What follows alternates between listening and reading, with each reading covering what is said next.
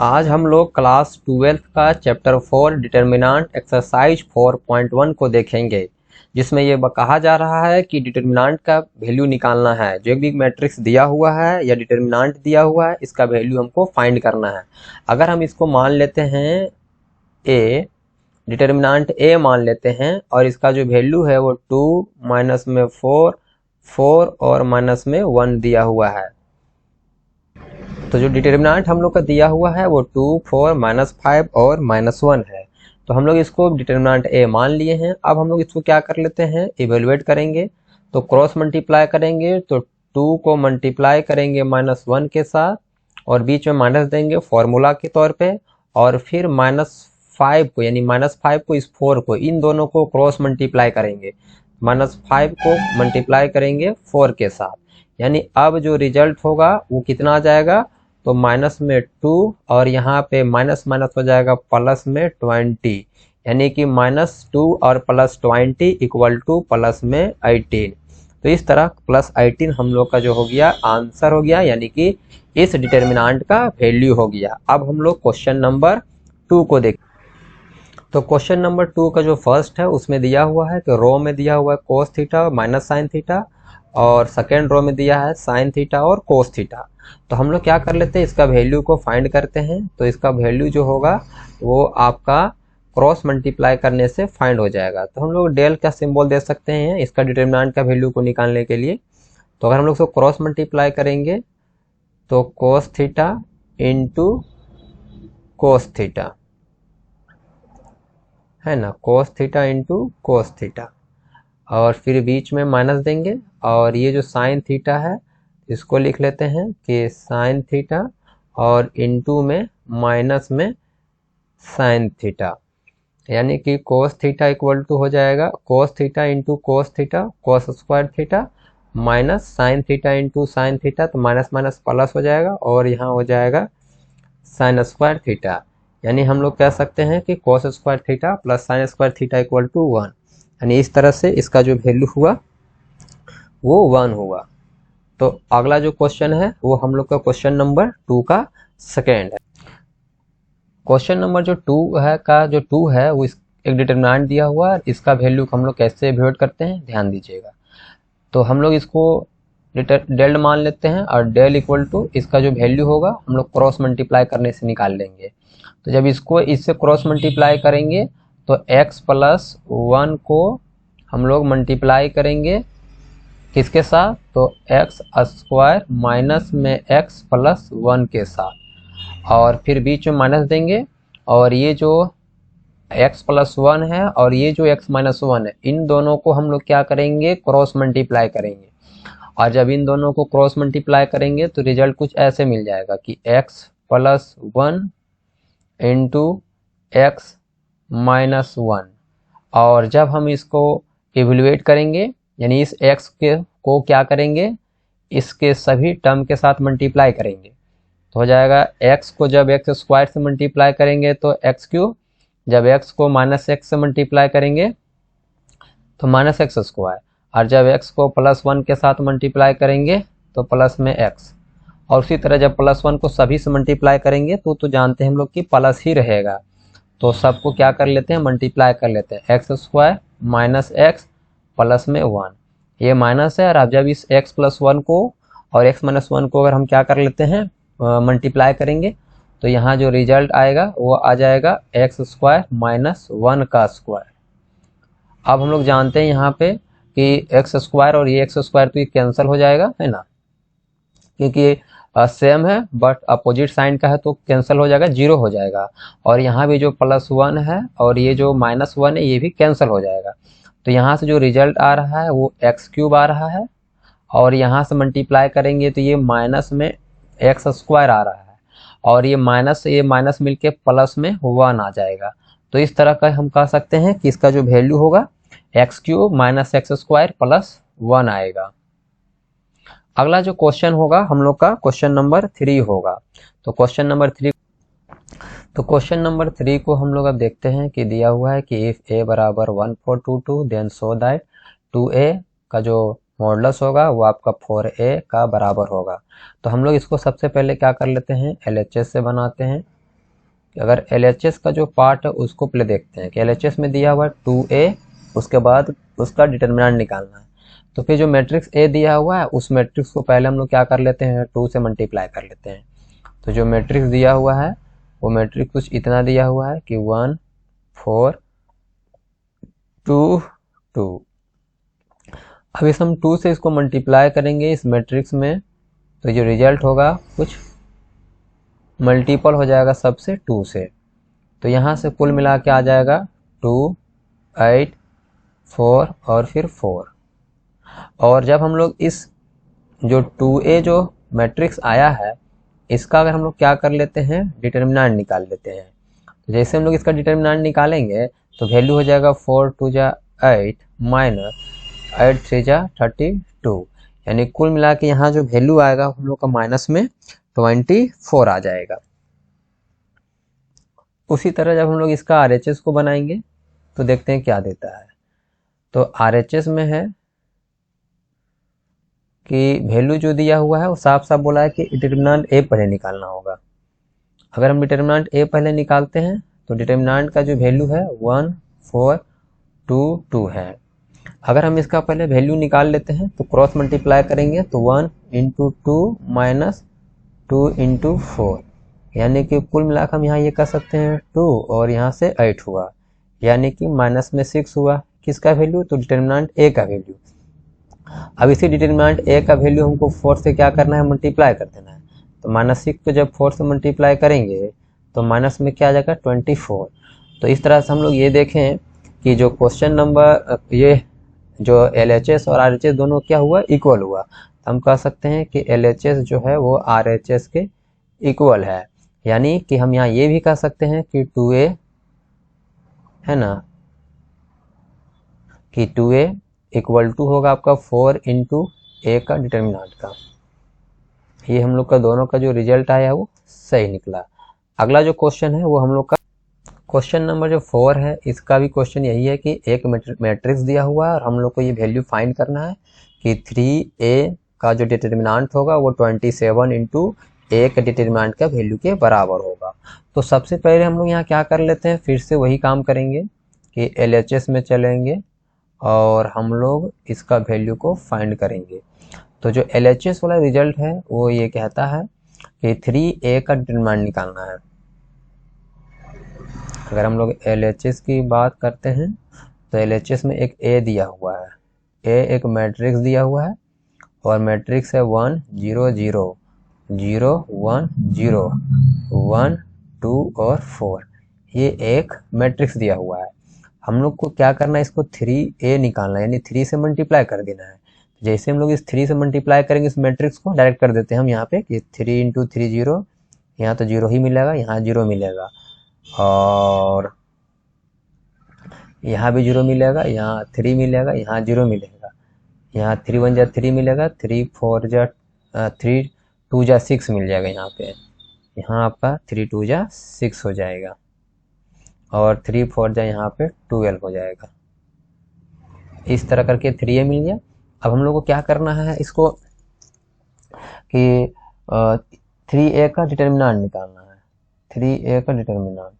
तो ये 3 × 3 का डिटर्मिनेंट निकालने का तरीका होता है कि ये जो 3 है इसको पहले हम लोग राइट करते हैं, ठीक है। उसके बाद ये रो को किसी एक, यानी हम लोग इससे एक्सपेंशन करने वाले हैं या इससे भी कर सकते हैं, क्योंकि देखो आसान इसी से होगा क्योंकि इसमें 2 0 है। तो मतलब हम लोग यहाँ लिख सकते थे कि जो हम लोग एक्सपेंशन लगाने जा रहे हैं ना, एक्सपेंशन जो लगाने जा रहे हैं, एक्सपेंडिंग करने जा रहे हैं किसके अलोंग, तो C1 का अलोंग करने जा रहे हैं। इसको थोड़ा नीचे लिख लेते हैं ना, रुकिए है ना, इसको हम लोग थोड़ा सा नीचे कर लेते हैं कि एक्सपेंशन जो लगाने वाले हम लोग एक्सपेंडिंग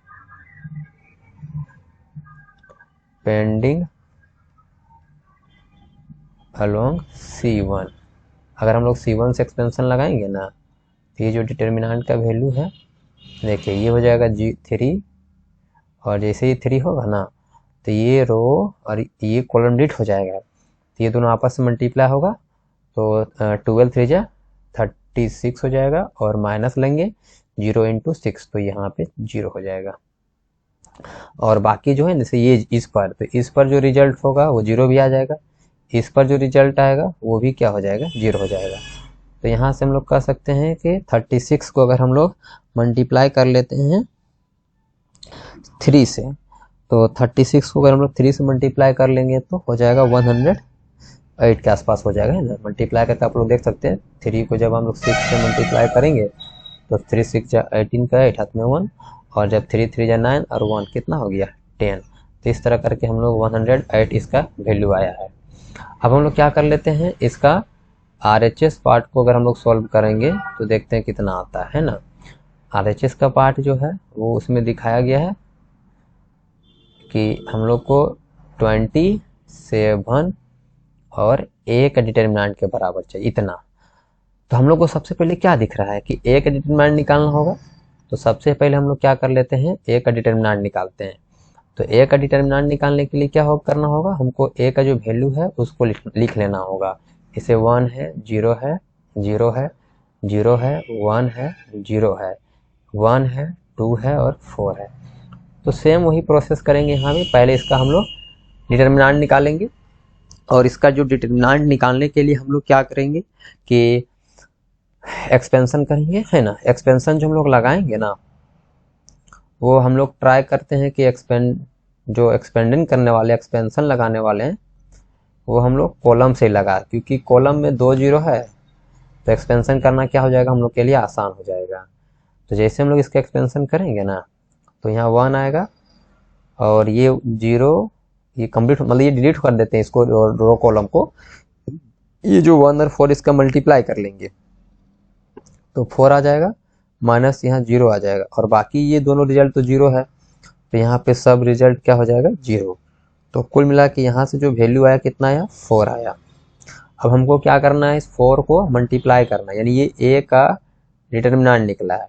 अब A का डिटर्मिनेंट को हमको क्या करना है, 27 से मल्टीप्लाई करना होगा, क्योंकि हमको 27 और मैट्रिक्स डिटर्मिनेंट A का वैल्यू चाहिए। तो 27 को हमको 4 से मल्टीप्लाई करना होगा। तो जैसे मल्टीप्लाई करेंगे तो यहाँ भी वही मिलने वाला है 108। तो इससे हम लोग ये कह सकते हैं कि ये जो LHS पार्ट है, ये जो LHS पार्ट और ये जो RHS पार्ट है, दोनों क्या हुआ, सेम हुआ। यानी हम लोग कह सकते हैं कि LHS इक्वल टू RHS, है ना, जो हम लोग को प्रूव करना था। कंप्लीट हुआ। अगला जो हम लोग का क्वेश्चन है उस पर चलेंगे। क्वेश्चन नंबर 5 में सीधे बोला जा रहा है कि इवेल्युएट द डिटर्मिनेंट। हम लोग को क्या करना है, डिटर्मिनेंट का वैल्यू को इवेल्युएट करना है। तो इवेल्युएट करने का सबसे आसान तरीका वही है कि हम लोग किसी भी एक रो को या कॉलम को ले लेते हैं और उसी से एक्सपेंशन लगा देते हैं। तो हम लोग इससे लगाएंगे, है ना, जिसका नाम है R1। हम लोग R1 से एक्सपेंशन करेंगे, यानी कि हम लोग जो एक्सपेंशन लगाने वाले हैं वो R1 से लगाने वाले हैं। ठीक है, लिख देते हैं कि एक्सपेंशन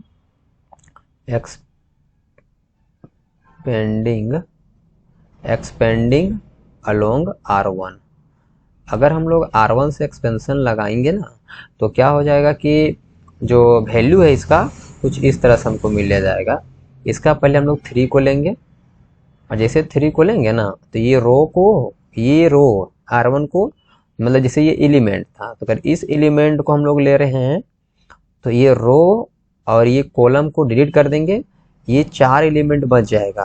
तो यहाँ 0 से 0 मल्टीप्लाई होगा तो क्या देगा, 0 देगा, और फिर माइनस देते हैं हम लोग, और ये खुद ही लोग -5 और -1 मिलके 5 आ रहा है, तो यहाँ पे 5 हो जा रहा है। उसके बाद यहाँ साइन थोड़ा समझ लीजिए, डिटर्मिनेंट का क्या क्या साइन होता है, किस एलिमेंट का क्या साइन होता है। यहाँ का साइन प्लस, यहाँ माइनस, यहाँ फिर से प्लस, यहाँ माइनस, यहाँ प्लस, यहाँ माइनस, यहाँ प्लस, यहाँ माइनस और यहाँ प्लस। ये आपका डिटर्मिनेंट का 3 × 3 का साइन है। तो यहाँ जब हम लोग लिए थे तो प्लस था, इसीलिए यहाँ फ्रंट पार्ट प्लस, इस जगह हम लोग का प्लस था। लेकिन अगला जो एलिमेंट यहाँ वाला एलिमेंट ले रहे हैं, तो यहाँ के एलिमेंट क्या, माइनस था। तो एक माइनस तो हम लोग का अपना आएगा फॉर्मूला से, और एक माइनस हम लोग का आएगा एलिमेंट वाला।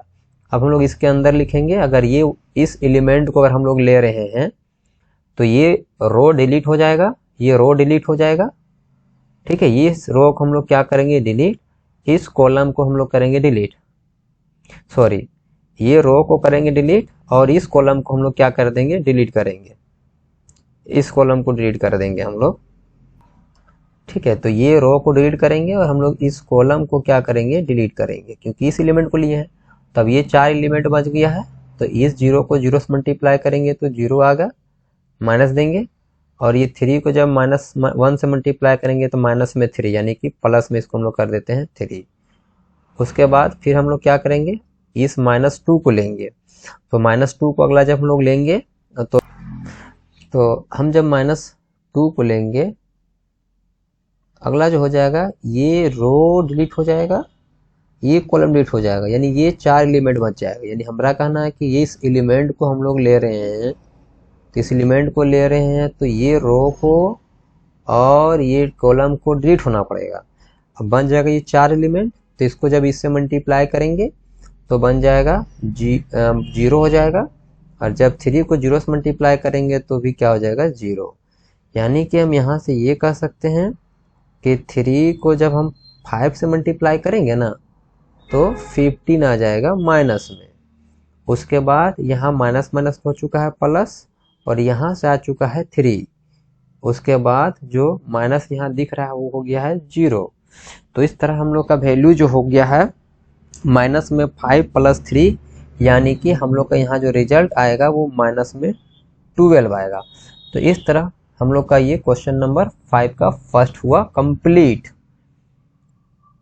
क्वेश्चन नंबर 5 का जो सेकेंड है वो 3 1 2 -4 1 3 5 -2 और 1, ये एक डिटर्मिनेंट दिया हुआ है। इसका हम लोग को क्या करना है, वैल्यू को इवेलुएट करना है। तो हम लोग क्या करेंगे, किसी भी एक रो या कॉलम से इसको इवेलुएट करेंगे। तो हम लोग ले लेते हैं फिर से आर को ले लेते हैं, यानी R1 को ले लेते हैं, यानी रो 1 से इवेलुएट करते हैं। इससे हम लोग क्या करने वाले हैं, एक्सपेंशन लगाने वाले इससे।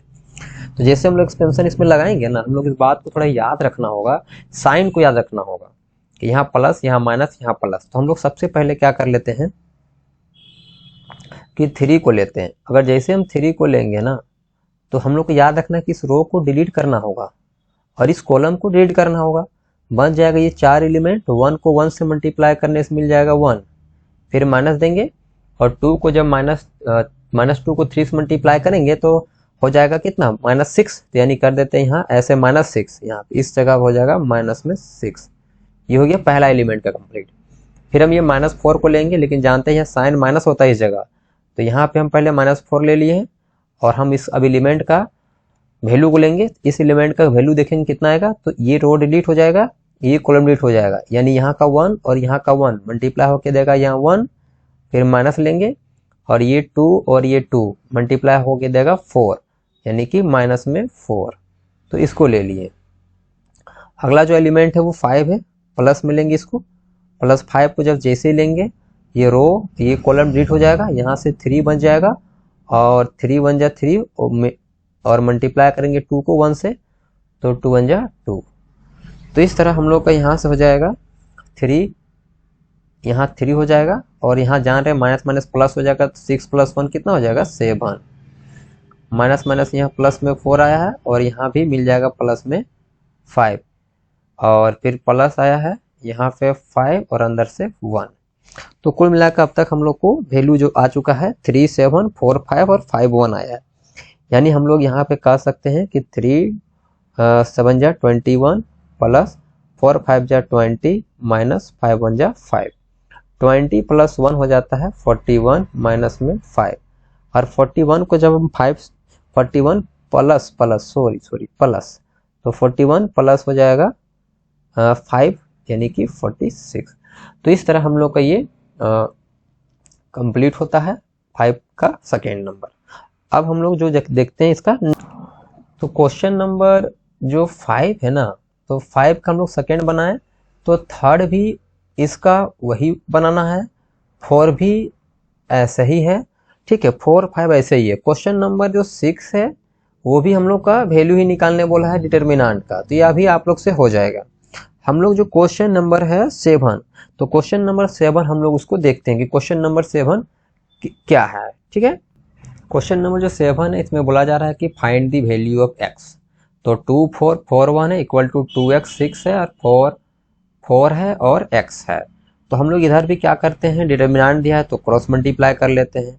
जैसे हम इसको क्रॉस मल्टीप्लाई करेंगे 2 का 1 से तो हो जाएगा 2 माइनस 4 को 4 से मल्टीप्लाई करेंगे तो हो जाएगा 16 इक्वल टू 2x को जब x से मल्टीप्लाई करेंगे तो हो जाएगा 2x स्क्वायर और x 6 को 4 से मल्टीप्लाई करेंगे तो हो जाएगा 6 4 जा 24।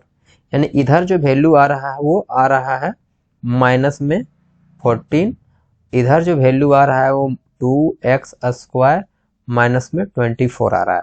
अब माइनस 24 को हम लोग क्या कर लेते हैं, इधर ले आएंगे तो ये बन जाएगा प्लस 24, यानी minus 14 plus 24 equal to 2x square.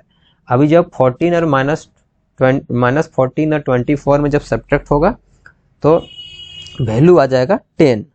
तो जैसे वैल्यू यहाँ 10 आ जाएगा हम लोग यहाँ कर सकते हैं कि 2x स्क्वायर, यानी कि कुल मिला के जो रिजल्ट आएगा वो कुछ एक छोटा सा मिस्टेक है। यहाँ जो वैल्यू है इस जगह पे 5 है, इस जगह पे वैल्यू 5 है।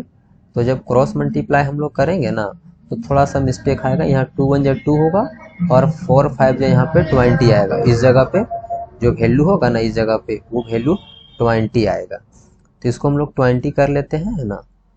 तो इस जगह हो जाएगा हम लोग का 20, और जब 20 को हम लोग 2 से सब्ट्रैक्ट करेंगे तो वैल्यू यहाँ हो जाएगा 18, यहाँ हो जाएगा 18, क्योंकि जब फिर 24 इधर आएगा ना तो ये जो वैल्यू 18 है, ये वैल्यू 18 है, तो 18 में जब 24 जाएगा तो केवल बच जाएगा 6, यानी यहाँ का जो रिजल्ट आएगा वो केवल 6 आएगा।